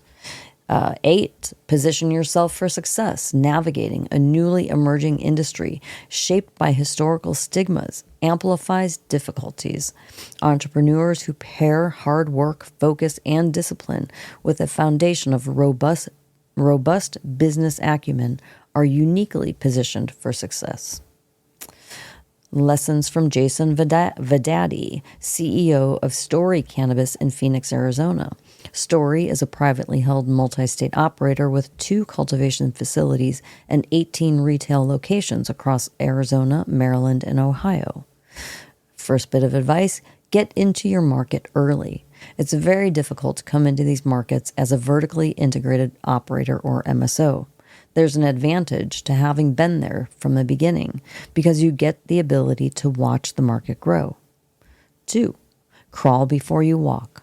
A lot of people come in early and they don't really have a true understanding of the complexities of operating in multiple markets. It's almost like operating 2 different business models because we're governed by one set of federal laws. If you're in 10 or 15 states, you're governed by 10 or 15 different states. You really need to get a good bearing on what you're getting yourself into. Crawl before you walk. Pick one place. Get it figured out. Don't try to take on too much at once because really, it's not easy. 3, expect surprises. There are all these nuances that people may not understand that exist in this business, and it goes through this transitional period of second prohibition. There are little surprises that show up when you're not used to it. You might have been a great entrepreneur in the last thing you did, but in this one, it's like starting out in a world that didn't even exist until about 2010. You might find yourself a lot more surprised by little nuances like insurance, banking, financing. There are obstacles that are very unexpected and very hard to identify until they happen to you. 4, don't count on reform. Build your business and take a conservative approach. When beneficial reforms happen, then they're just kind of a pleasant surprise and a bonus, but don't count on them as a form of success. 5, get a good CPA and regulatory attorney. You need good tax advice. You need a really good CPA who's been through the 280E. Also, you need a good regulatory attorney that understands and can give you good advice on how to operate in the market. Be sure you're doing everything within boundaries of compliance. I think those 2 things are mandatory to getting yourself up and running. And we have lessons from Gibran Washington, CEO of Ethos Cannabis, a vertically integrated MSO headquartered in Philadelphia, with operations in Pennsylvania, Massachusetts, and Ohio. He says, go vertical and scale your production relative to your retail presence. It's essential to align production growth with retail expansion to ensure sustainable supply and demand. Build your production facilities right the first time. Involve your operational team heavily in the process to ensure long-term success and efficiency from the start. 3, ensure your financial strategy supports your growth and future vision rather than focusing on short-term gains. 4, there are no quick fixes in this industry. Success comes down to consistency, doing things the right way, especially when it comes to people, products, and processes. 5, don't mistake passion for proficiency. Passion is important, but it's the ability to execute that ultimately drives success. 6, technology and methods evolve rapidly. Stay flexible and be prepared to pivot quickly. Adaptability is key. 7, greed doesn't win in this industry. Overbuilding for the sake of expansion can lead to unnecessary losses. 8, many prospective employees romanticize the industry, but it is hard work. The reality is that it's a lot of manufacturing, and success comes through persistence, not overnight wealth. And that is it. Some great words of advice. Take it or leave it. Yeah. And when somebody in the cannabis industry is that's successful, that own multiple states and dealing with laws and rules. Yeah. You listen. Mm-hmm. You listen to their advice. I think those are all great. Yeah, me too. International news. Portugal becomes the new El Dorado of medical cannabis in Europe. Portugal is positioning itself as a leading hub for medical cannabis in Europe, with significant strides in production, export, and industry growth. Production and export cultivation. In 2023, Portugal exported approximately 12 tons of cannabis-based medical products, primarily in Germany, Europe's largest market. Their market share, the country aims to capture 10 to 15% of Europeans' therapeutic cannabis market. Damn, that's pretty good, Portugal. Hell yeah. Potentially generating annual revenue between 400 million and 600 million euros. Phew. Wow. Industry growth licensing. As 2023, Portugal has licensed 42 medicinal cannabis companies with additional 150 in the application process. Regulatory framework. The legal framework of medical cannabis in Portugal is established under law number 33, 2018, and decree law number 8, 2019, which set the principles and objectives for the use of cannabis for medicinal purposes. Projected growth. The medical cannabis market in Portugal is projected to grow by 4.24% in 2024 to 2029, reaching the market volume of the U.S. 9.23 million by 2029. Statistics, these developments underscore Portugal's commitment to become an essential player in Europe's medical cannabis sector, attracting investment and fostering industry innovation. Government misses deadline to seal cannabis possession records for thousands of Canadians. Damn. In 2024, the Canadian government missed a legislative deadline to fully implement a program designed to help individuals with cannabis possession records. Despite recreational cannabis being legal in Canada since 2018, having a record for simple possession can still hinder employment opportunities and international travel. To address this, the government introduced Bill C-5, aimed to automatically sequester such records, preventing them from appearing on criminal background checks. The deadline for this process was set for November 24th, but Public Safety Canada stated the work for sequestering records is ongoing. This daily has raised concerns among advocates who argue that individuals with cannabis possession records continue to face unnecessary barriers. The government has directed the Royal Canadian Mounted Police to withhold possession records during background checks, but the full implementations of the program is still pending. The missed deadline highlights ongoing challenges in fully integrating cannabis legalization into Canadian society, ensuring that individuals with past possession records are not unduly disadvantaged. 8 Chinese nationals indicted for massive marijuana operations. Guess where? I don't know. South Georgia. Really? Yes. 8 Chinese nationals are facing serious felony charges after law enforcement uncovered substantial indoor marijuana cultivation setups in South Georgia. According to the press release from the U.S. Attorney Office for Southern District of Georgia, the defendants, if convicted, could face a minimum of 10 years to a potential life sentence in prison, complemented by hefty fines that could soar up to $10 million. Now, that's now Oklahoma, Maine, and wasn't it Tennessee South Georgia. too? No, not Tennessee. There might have been a little program there, but nothing crazy like what we've seen now we're seeing in these 3 states. Medical marijuana is said to become available in Ukraine early in 2025, key lawmakers say. Following the legalization of medical marijuana in Ukraine earlier this year, the lawmaker said this week the first registered cannabis medicines could become available as soon as next month. Top German officials approve rules allowing commercial marijuana sales pilot program for research purposes. Yay. Japan tightens cannabis laws amid rising youth usage. Japan has recently tightened its cannabis laws, criminalizing marijuana use in addition to possession and sale. The revised legislation took place on December 12, 2024, raises penalties for marijuana-related offenses, including to 7 years in prison for both uses and possession. Why? What is their problem with it? They hate cannabis and its psychoactive component, THCs, are now classified as narcotics under Narcotics and Psychotropics Control Law. The move follows concerns of a rising cannabis use among the youth. The youth. Canadian postal strike sees medical cannabis patients struggle for access. Bam. Gotta get them their weed. This is for our homie Tez in Perth. And a Dalkeith schoolboy ran a significant drug enterprise from his bedroom in Perth. Go kid. I saw the picture of the school that said Perth on there. And the first thing I thought was our homies in Australia. The extent of the 16-year-old boy's drug enterprise operated from his parents' Dalkeith mansion has been revealed in court as a teenager was sentenced for selling his schoolmates gummy bears with cannabis infused.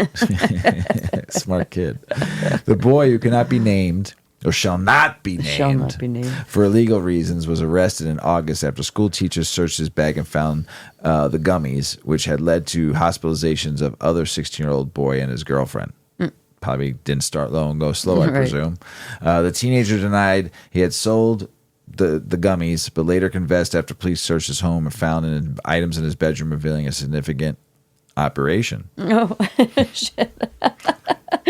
How many plants? The blue gummy bears were sold for $35, and teenagers' bedrooms contained 8 jars of cannabis resin, smoking implements, digital scales, a grinder, silicone molds, supplements and liquids, as well as a pot and a stove. Homeboy was fucking cooking shit up. Cooking. Wow. Fucking, man, I'm proud of this fucking kid. Doing it right. During the boys' making his sentencing. own gummy bears. Yeah. During the boys' sentencing in Perth's Children Court on Monday, prosecutors argued a supervisor order which would mandate drug and mental health counseling. Jeez.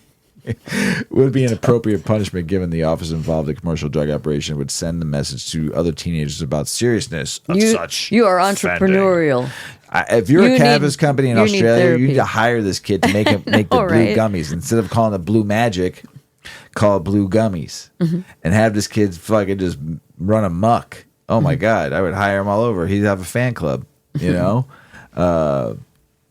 But the boy's lawyer argued that the 16-year-old got a fright when he found out his customers had been hospitalized after consuming one of his gummies, and that the involvement of the police brought home the seriousness of what he had done.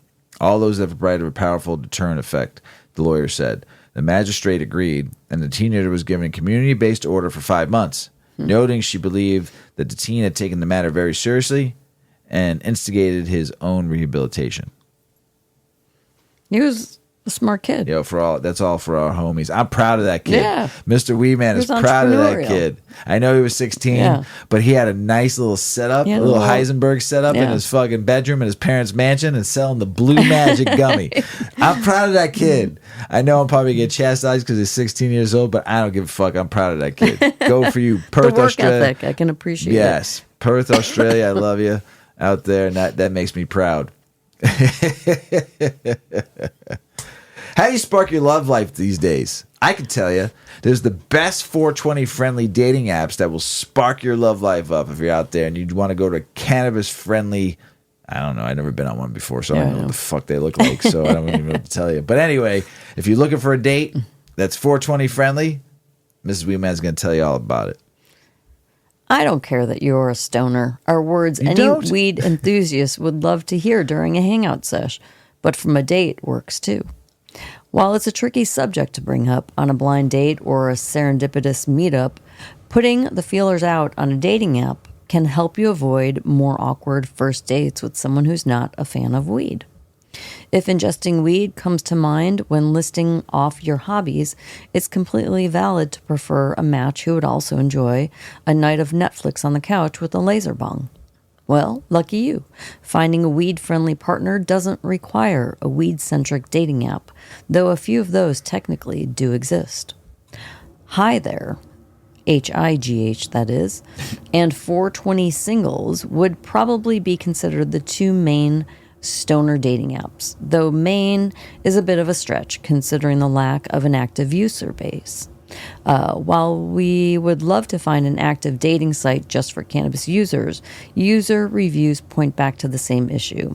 These apps often devolve into places to buy and sell weed.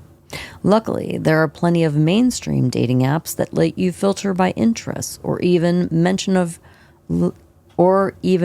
allow you to mention your love for cannabis in your bio. That said, not all of these advanced matchmaking features for finding your fellow stoners are free. On those, your best bet is to disclose your 420 status in your bio. So if you don't want to have to pay for an app, you just make it part of your bio. Let's talk about the best 420 friendly dating apps of 2024. These apps are where the cannabis-loving community finds love and maybe a smoking buddy. So skip the uncomfortable small talk and get straight to connecting with people who get it. First one is Hinge, and they say this is the best dating app for stoners. Who it's for. Hinge offers a refreshing approach to online dating that's a little more in-depth than swiping aimlessly, that is, without making you answer a ton of corny questions like the older, more full-fledged dating sites do. The app blew up after its redesign in 2016 and has stayed a staple for singles 18 to 35 who want to connect on something past initial mutual attraction and beyond their love of weed. Hinge is definitely hoping the smoke sesh sparks a connection that leads to something more. Hinge separates itself from the bunch as the only relationship app that actively matches singles based on cannabis compatibility, though applying those advanced filters to your search only comes with the paid version of the app. Hinge has even looked into how disclosing your marijuana usage on your profile affects your prospects, revealing that you're a cannabis enthusiast might increase your chances of receiving matches by 10% if you're under 25 years old, according to a study performed by the app. If you're over 25, your likes decrease by 25% and by 35% for those older than 40. Their next recommendation is OkCupid. They say it's the best dating app for progressive singles. OkCupid isn't the old school dating site you're picturing. It's a dating app where you can search for matches using terms like 420 and find people who are open about their cannabis use. It's actually become one of the more modern, left-leaning dating apps, fostering a chill, inviting space where weed enthusiasts can filter potential matches based on smoking preferences. Due to other inclusivities built in, like a robust list of ways to identify, OkCupid is also one of the best dating apps for queer people that's not officially geared toward queer people. OkCupid is tried and true. It's a tried and true dating service that has 20 years of perfecting its matchmaking algorithm under its belt. OkCupid remains hugely popular after a 2019 rebrand began targeting a young, sex-positive audience with a chic interface redesign, a refreshed profile-building process, and witty, inclusive ads. If you smoke but are fine with meeting someone who doesn't, as long as they're cool with you doing it, there's a convenient feature for that, too. The app also earns major bonus points for offering a feature where you can search within keywords in people's profiles. Try like 420, weed, or cannabis to easily find other consumers on the site. That's cool. Grindr, best dating app for gay stoners. Oh, I'm glad you skipped one, didn't you? I did. Oh, that one was perfect. like an ad. Yeah. It was like a plug-in. Yeah, it was for sex, right? Yeah. Yeah. I was like, nah. I was wondering if you were going to skip that one. I was like, we ain't talking Yeah. about that. Grindr is the best dating app for gay stoners. Grindr would be a genius name for an app just for joint rollers and bong hitters, but it's actually the best dating app for gay cannabis enthusiasts looking for like-minded guys. Serious relationships are definitely on there too. Just state your intentions and your 420 friendliness in your bio. The top response to a popular Reddit post from 2022 asking if there are any stoner dating apps simply states, there is. It's called Grindr. Obviously, Grindr isn't a dedicated app for stoners. In fact, you'll almost certainly encounter users looking to party and play with harder substances than weed. Hi there, spelled H-I-G-H with a punctuation mark, is what they consider the best cannabis social network. It is less of a dating site and more of a 420 friendly social network. I talked about this That's a pretty while, cool. but Yeah. I talked about this a while ago. Yeah. And I did join it, but I never go on it because Nobody's on there. Okay. There is, but it just like I don't know how to. It's like Instagram. Okay. But I don't know how to really use it. Okay. Yeah. So it's a 420 friendly social network where people who really know their stuff can connect. If you're not so much looking for a stoner soulmate as you are to meet someone who can get into the weeds about weed, Hi There could be a place to look. A word of caution. Hi There isn't nearly as developed of an app or community as others. Anyone willing to give this niche service may experience app glitches and a not-so-saturated feed or dead profiles. Of the few and mostly underdeveloped weed-themed social apps, Hi There is probably the most put together, but still needing a revamp. The next is Match, best serious 420 friendly dating. Match is a mainstream dating app that tends to appeal to a more left-leaning audience. While it's not specifically a 420-friendly dating site, Match gives you a space to express your views on cannabis and connect with folks who are open to the idea of enjoying it together on a first date. Because of its large active user base and because weed preferences are built right into the matching system, we believe Match is the clear winner among the best 420-friendly dating apps. It's a site for people looking for deeper connections rather than casual hookups.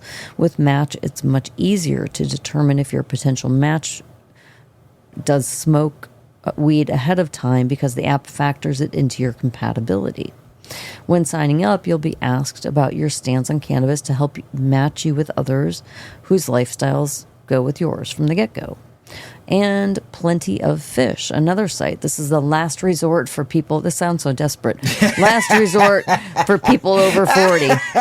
Plenty of Fish. And look, there's plenty of them, right? Like we're all desperate after 40, right? Shit. Plenty of Fish is a dating sea teeming with opportunities. That sounds so desperate. For companionship, friendship, and a hookup here and there if that's what you're looking for. Thanks to an interest search feature, you'll easily be able to find a date who would love to roll a joint with you. It might not have the cultural cachet of apps like Bumble or Tinder, but Plenty of Fish is one of the most popular dating sites among singles, with more than 100 million members worldwide. And it's not just for dating. If you're looking for a new smoking buddy, this is a great way to meet less than romantic connections too. Plenty of Fish is a good alternative to OkCupid in terms of dating apps. So they're both kind of in the same tier. While you can search by location, age, and gender, you can also search by interests like 420 friendly and cannabis. You'd be surprised how many people who use the dating site are regular smokers. Given how friendly Plenty of Fish is toward weed users and how big its member pool is, it makes for a better experience. Nice. So there you go. Go get a date, would you? Mm-hmm. Or somebody to smoke with. Kind of funny. I think I messed up the show for a minute. You did? Yeah. I turned my mic off for a second because the heat went on, and I think I had it turned off like a long time. I don't know how long. So, well, yeah, we might be playing the phone one instead. Yeah, the phone. Whatever. Audio. So if you missed the whole international news, I think that's when it might have happened. Maybe Shawty could fix it. I don't know. Anyway, Ms. Weedman. Mr. Weedman. That's the end of the show. It is. But we're not going to be recording until the 27th of next week because Christmas is coming up, everybody. Mm-hmm. We just want to say Merry Christmas to you all. Yes. Happy holidays. Around the world, we love you. Thanks for listening. Ms. Weedman, you want to say something? Have a wonderful holiday season. Make the best of it. And I encourage you to find companionship, find somebody to hang out with. Don't be alone. And try to find some place warm and comfortable where you can have a sesh and enjoy yourself. Mm-hmm. And thank you for always listening. Thank you all. Blessings and favor to you all out there. Merry Christmas to you all. As Paulie always says, smoke smart. Puff, puff, and away. Puff, puff, pass. Check out our cannabis lifestyle brand online at 8decades.com. Our custom smokes and accessories are perfect for your coffee table, bedroom nightstand, or kitchen counter. They're designed for you to show them off.